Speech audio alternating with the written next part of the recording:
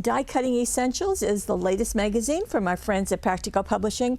This is issue 75, and let me show you. Well, you know that with the title like Die Cutting Essentials, there's going to be a cutting die included. And look at this. It is just a beautiful. This is crocus, and it also says Your Special is what that piece is doing, and it has stitching along the edge. Now, I have to tell you, when I see something like this, I'm thinking, okay, pretty as a border.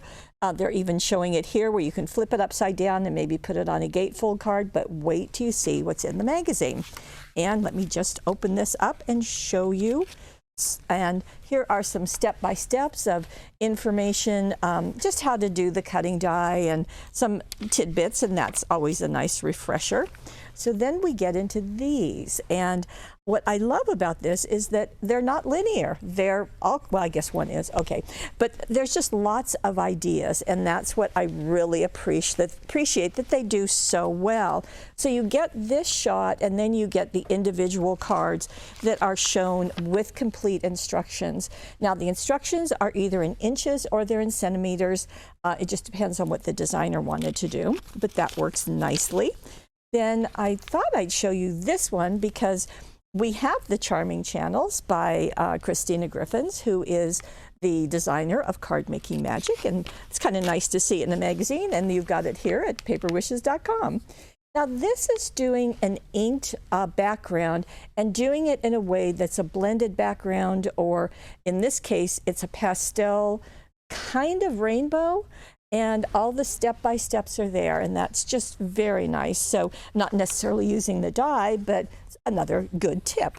Now this is some information on one of the product designers at Hunky Dory, and it's nice to get that behind-the-scenes look. Now we're getting back into some ideas of how to use this cutting die, and these are done by Christina, who is an avid card maker. And how pretty is that to use it in a couple of different ways. This is the straight one, You Are Special, on top of it. And she also, isn't that just lovely? Just really, really pretty. So that's helpful. Kind of nice to see what the designer of the product would want to do. Now let me find my other tabs. Okay, this is a different style. It's called an expert guide, and they are showing you how to do a die cut on the front of your card to remove the image, and then to do the stamp on the inside of the card. So you kind of get that shadow effect, and lots of different ideas. You can see that they left the cards pretty plain, and just really showcases that look. You can add pattern papers, as I think you just might. So here are just some other ideas, very fun to use. And we'll go over here. And these are some ideas about using them, this cutting die, in different ways. You can die cut it 4 times, make it into a lantern. That's cute. It can be 3 pieces and make it into a triangle shape. And there's the step-by-step. You can cut them apart and decorate a jar if you like. Here's a really pretty big piece where the cutting die was done out of 1 color.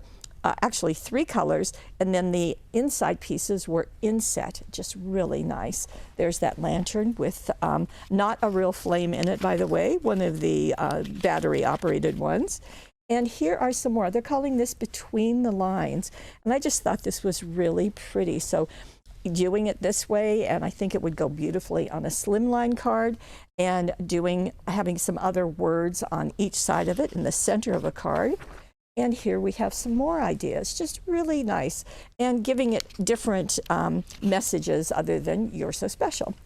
And this is called Floating Panels, and I think that's just a great look where you've got a space between the 2 sides of the front of your card.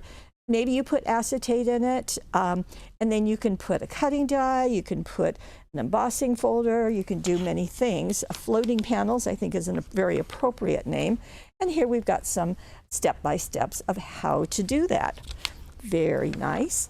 And so here's some close-ups, and just a couple of more that, of course, there's more that I'm not showing you. This is Marital Bliss, and I thought this was just a lovely collage piece, and it's nice because you've got step by step. Now, if you don't have the exact items to make this, no worries. Just you can use an embossing folder, you can use papers. I think the 49th and Market or the Stamperias would work really well and kind of mirror the look that you've got there. And then we have a blooming bouquet. Now, the reason why I highlighted this is because there are downloads of templates to make those flowers, just in case you don't have enough cutting dies that are flowers. So that's nice. So you can see that they did a wonderful job, not only giving lots of ideas, but also highlighting this very, very special cutting die. And I'm delighted to tell you that these are exclusively here at paperwishes.com.